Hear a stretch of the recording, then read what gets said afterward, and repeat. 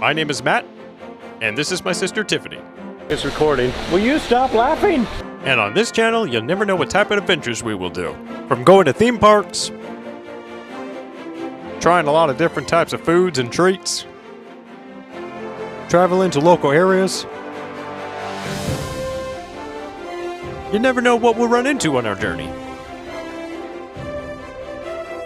Never know who we'll run into.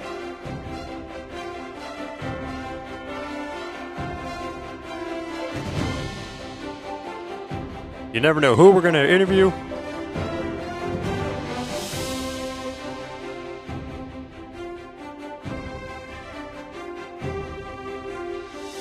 And just so much more that doesn't even fit on the table.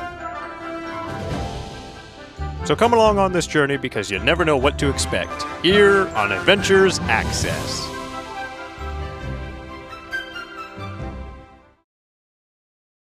I just want to take a moment here to thank all of you guys because you are really the backbone of these festivals. You come every year, you're here for the whole thing, so I really want to thank all of you for coming and for your support on it. Right here.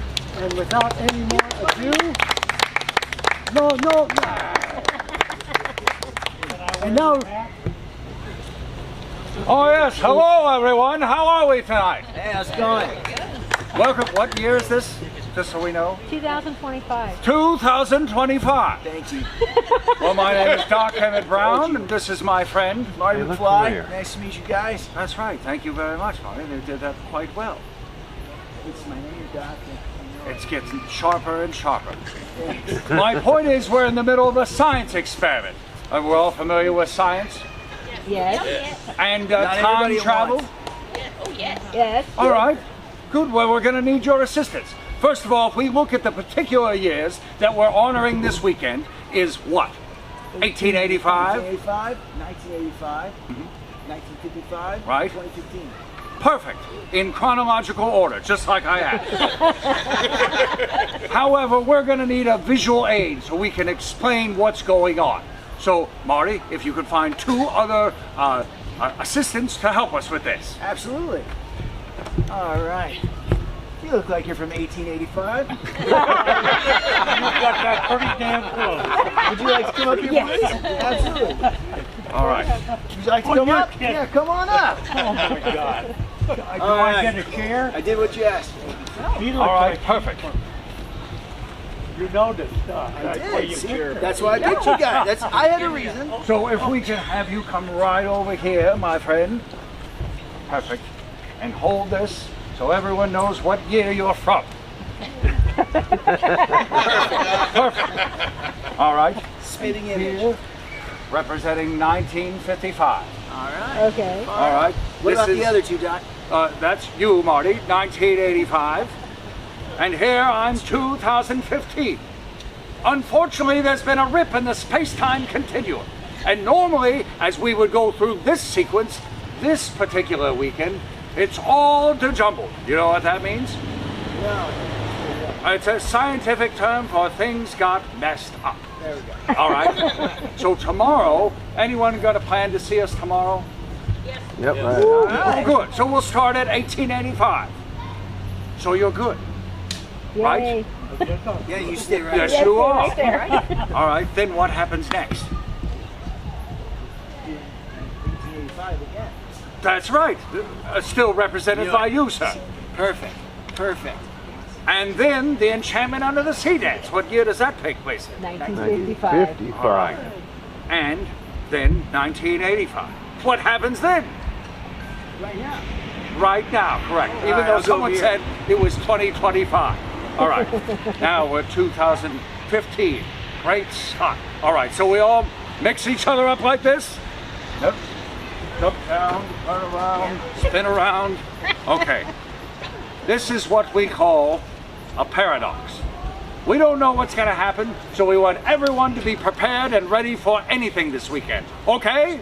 Okay. Yay. I'm so glad I took 20 minutes to explain that. Thank you so much for this wonderful assistance. Thank you. Thank you. Thanks, guys. Oh, did you want that? You can have it. Okay, thank you. I'm going to need that. All right, fair enough. Here, you go pass those up. All right. All right, my friends, since I am a time traveler, I'd like to ask you to journey back with me to a time of 1874. We're already at 1885, so a few years further, 1874 is not bad. We don't have a card for that. Back in the time of a small little town called Rock Ridge. Anybody familiar? You might be familiar with that one. Right? A little town called Rock Ridge, and they had a mayor who was very corrupt, named William J. LePetime, right? Are we familiar? Yes. And he had a dim-witted henchman, and his name was Lyle. Right? Now, what was Lyle known for? Well, he can consume an entire bucket of country beans all by himself. And he can make fart jokes from here to the end of the day, right? They're one and the same. And that wonderful, perfect gentleman was Burton Gilliam. So my friends, if I may ask you, from the classic, comedy classic, Blazing Saddles, Woo! I'd like to introduce to you Mr. Burton Gilliam.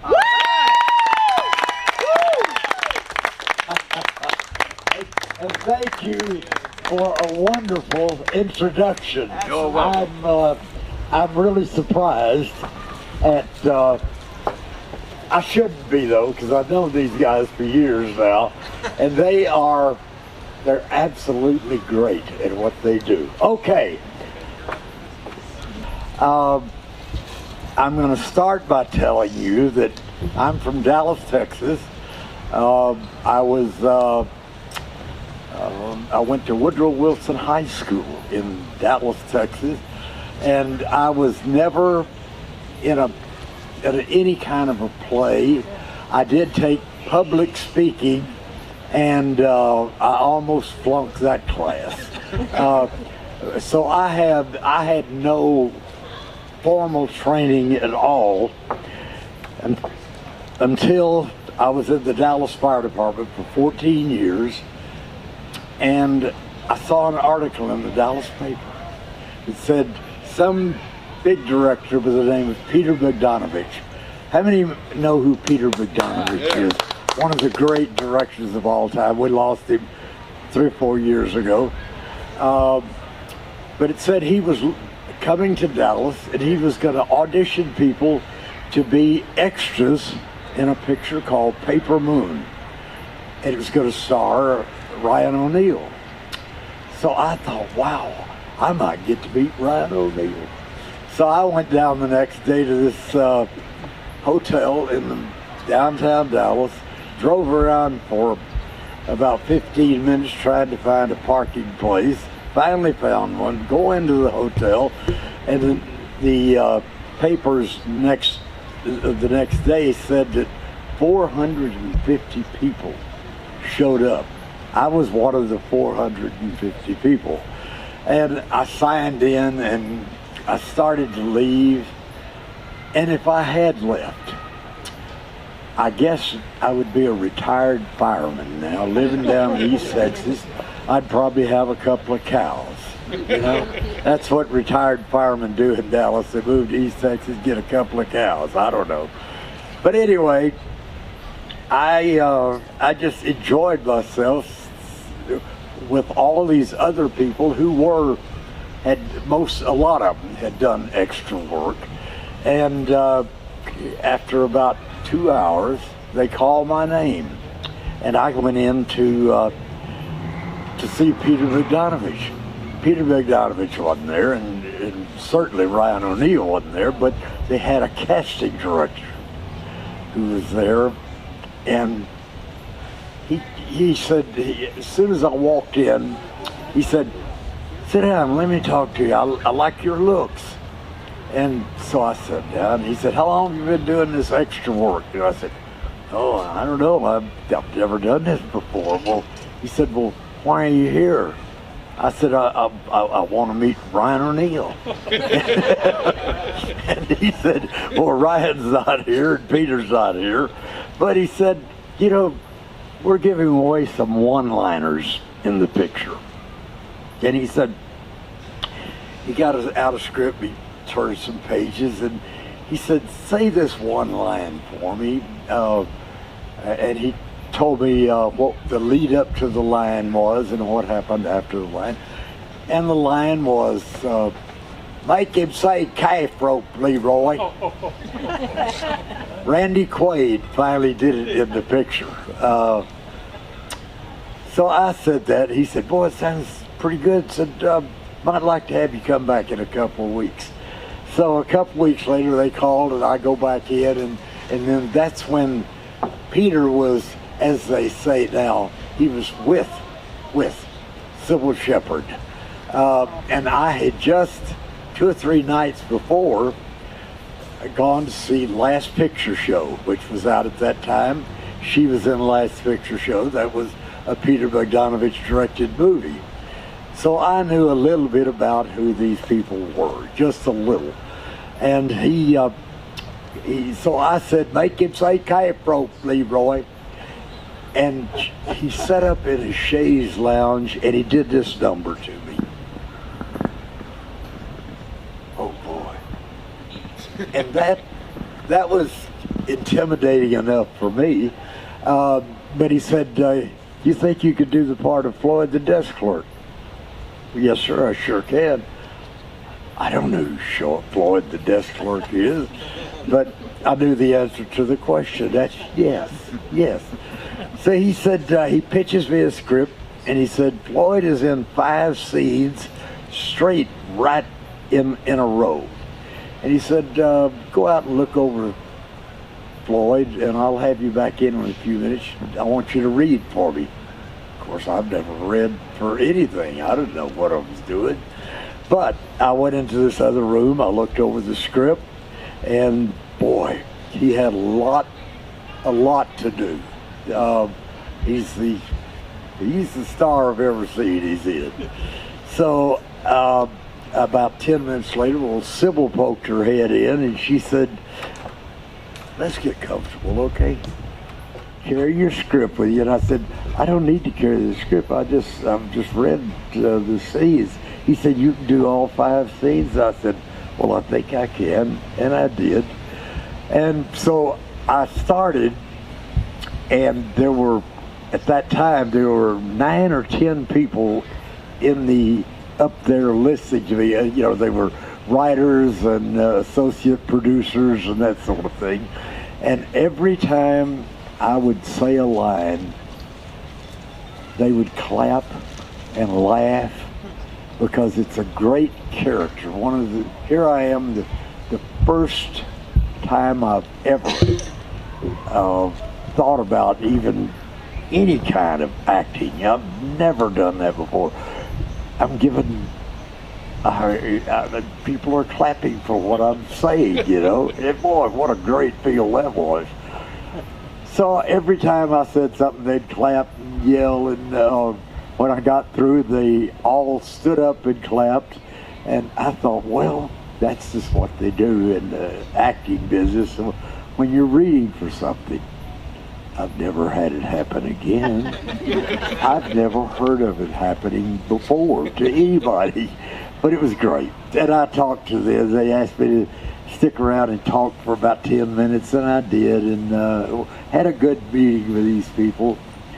And then I left and went back to the fire station the next day, and everybody's saying, well, did you get that part, actor? And I said, yeah, I think maybe I did. Did they tell you got it? No, well, you didn't get it then. But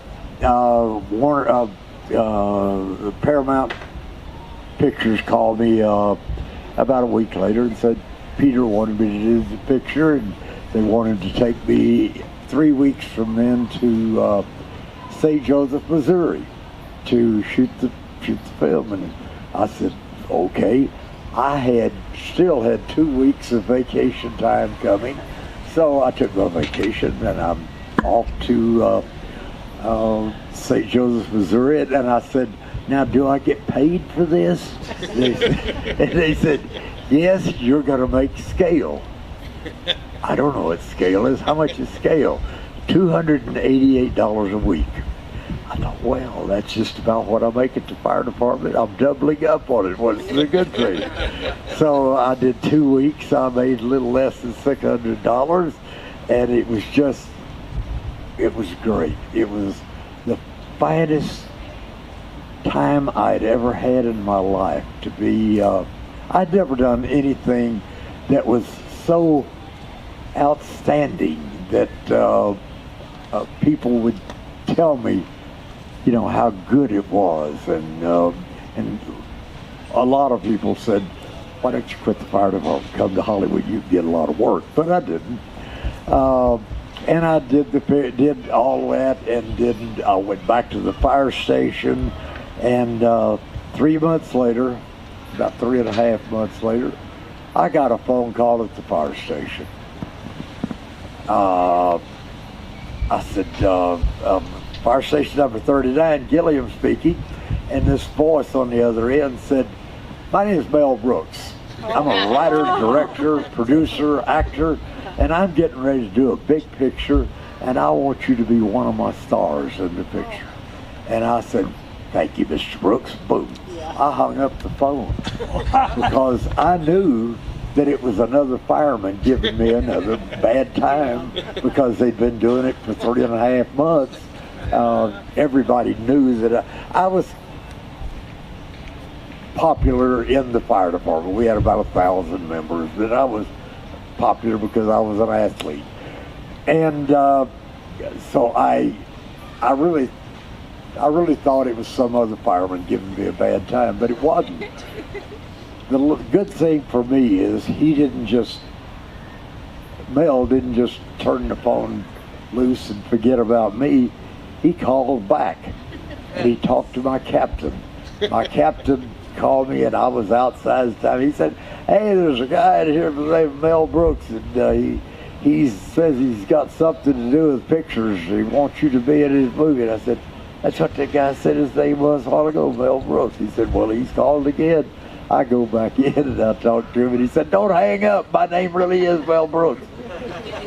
So and he said, oh, I've got this picture. I want you to be one of my stars, and I will give you 3 weeks on the picture. I don't have any more vacation time. I said, and I told him that. And he said, quit the fire department. You can be an actor. I said, I can't quit the fire department. I got 14 years here, man. and he said, well, look, do this for me. Just, would you come out and talk to me and my people? And I said, well, yeah, are you paying for me to come out? He said, yeah, you're coming first class. So about a week later, I go out to see him, and I walk in this room, and there's 9 or 10 guys behind a conference table. Mel Brooks, I didn't know any of them. Well, I did know one of the guys. I recognized a guy that was sitting on his left, but I didn't know anybody. And Mel Brooks jumped over that table, ran up into my arms and jumped into him. He weighed about 120 pounds then.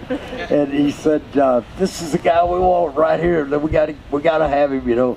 And we all laughed. I went over and sat down, and Mel pitches me a script, and we talked among the guys for 15, 20 minutes, and he said, well, we're putting you up at so-and-so hotel down on the strip, so come back tomorrow and talk to me. I went back the next day, and I said, you know, I had a lot to do in Paper Moon. I mean, a lot to do, and this guy Lyle has nothing to do, really. He comes in town and shoots at a bunch of people and yells a bunch of weird stuff.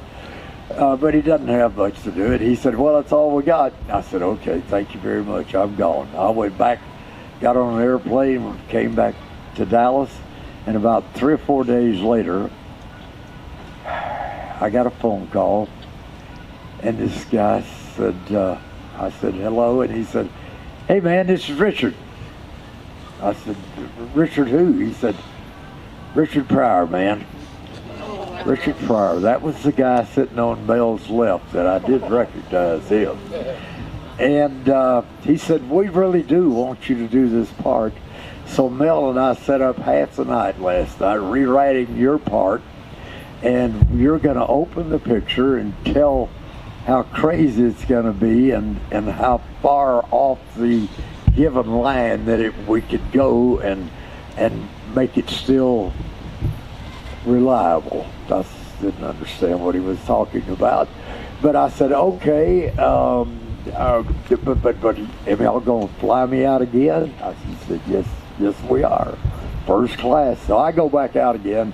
I talk to him, read the script.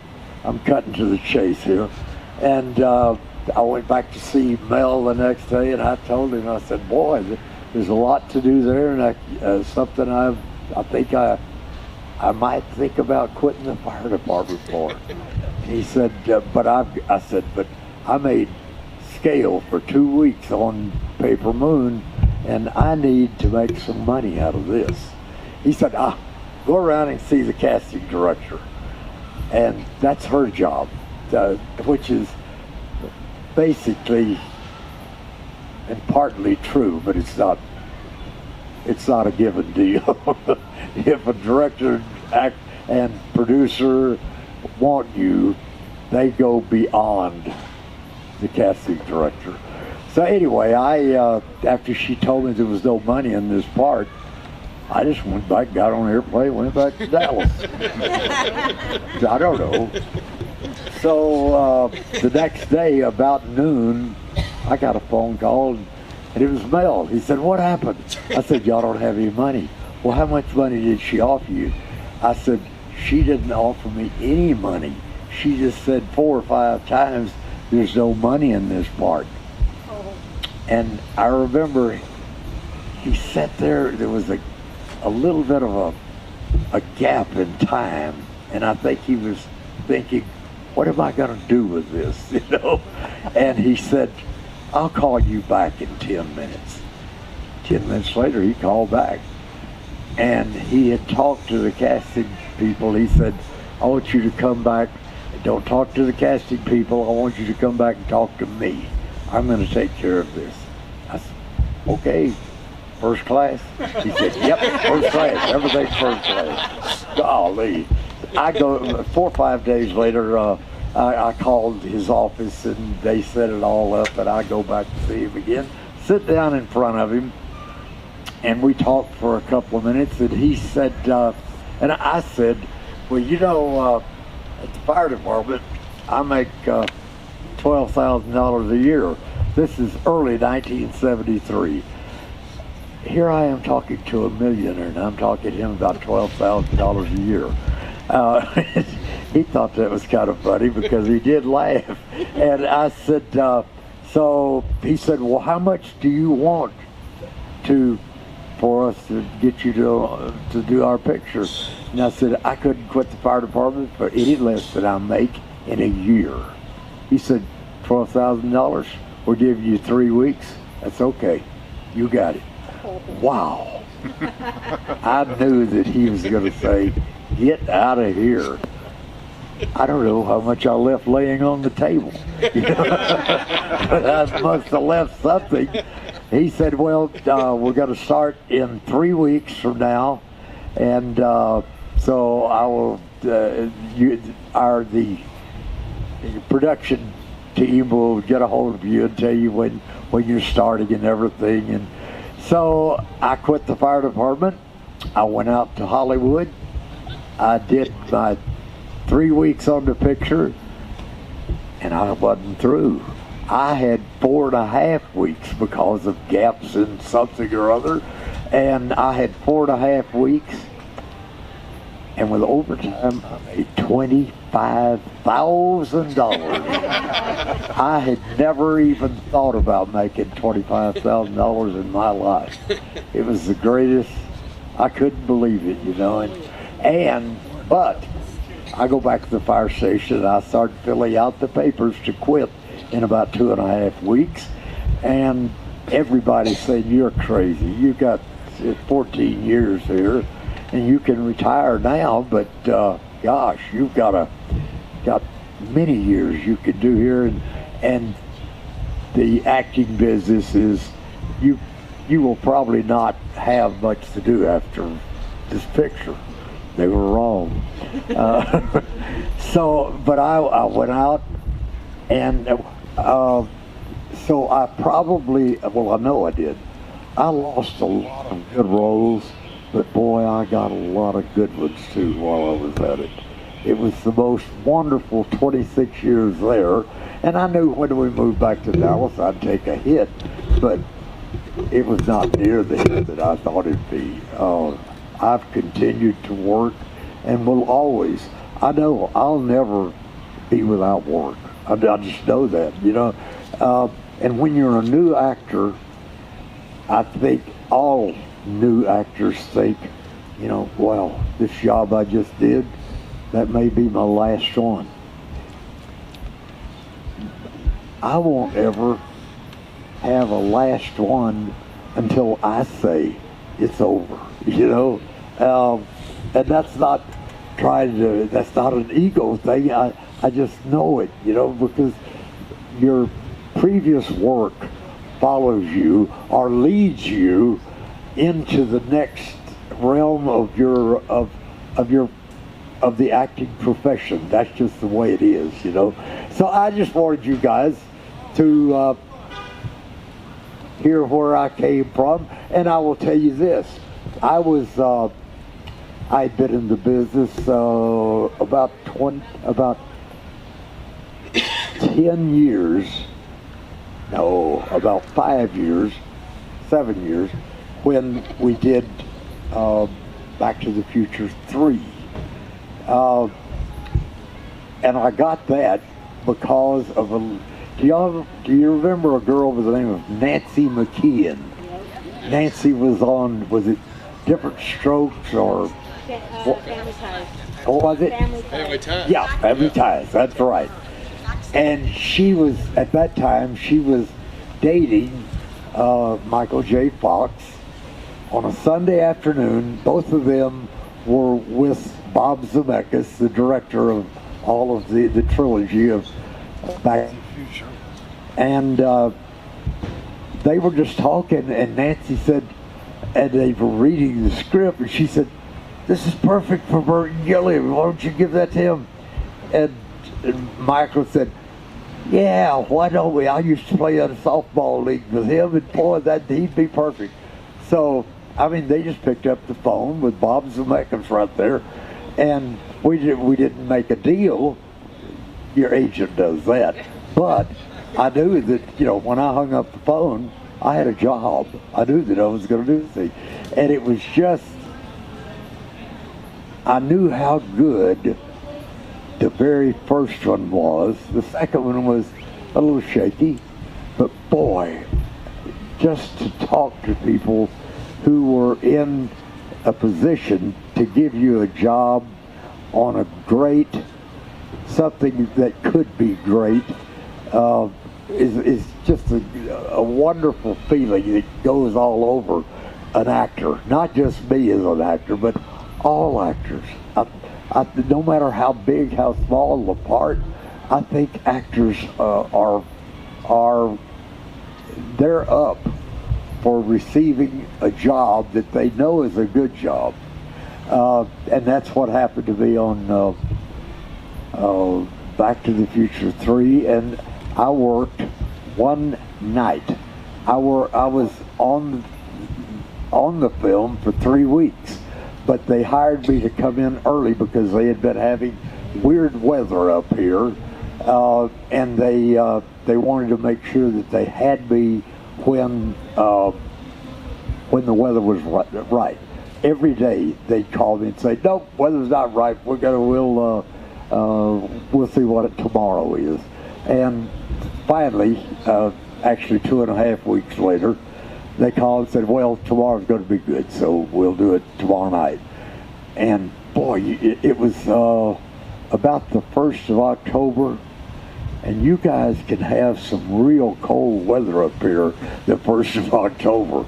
Oh my gosh, it was really cold. We had fires going everywhere, but it was a wonderful shoot. I got to know all the people in the cast, because hey, I've been there for 3 weeks, you know. I knew everybody, and they have all remained my friends, and I'm so happy, so proud that I got to do Back to the Future 3. Thank you, folks. What else are we doing? Hey guys, that's a wrap. That's a wrap for this evening. Tomorrow, 9 o'clock a.m. at Railtown, we'll do the ride, and then from there we'll be going to the West Side Pavilion. So you can check all that on your phone. It'll give you the address and everything. And Sunday morning, you guys all have some free time to go do a little exploring and all of that, and then get ready for the big Enchantment Under the Sea dance. So, thank you. Where is that? That will be right here in the ballroom of the hotel here at Blackwell. We get wet? I need a dance from you. Okay? You can show me how. Okay, you guys, thank you all for coming, and thank you all for your support. Just send us the good stuff.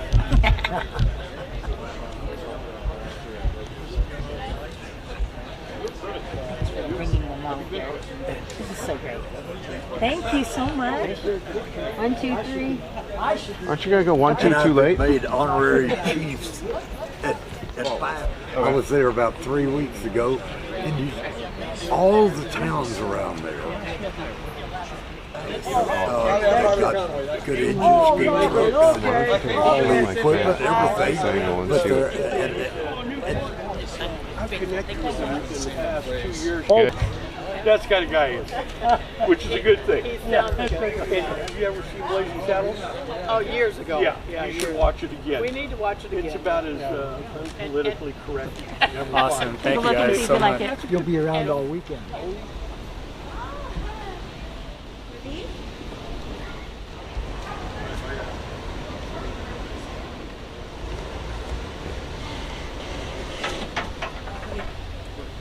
Yeah. Pretty close.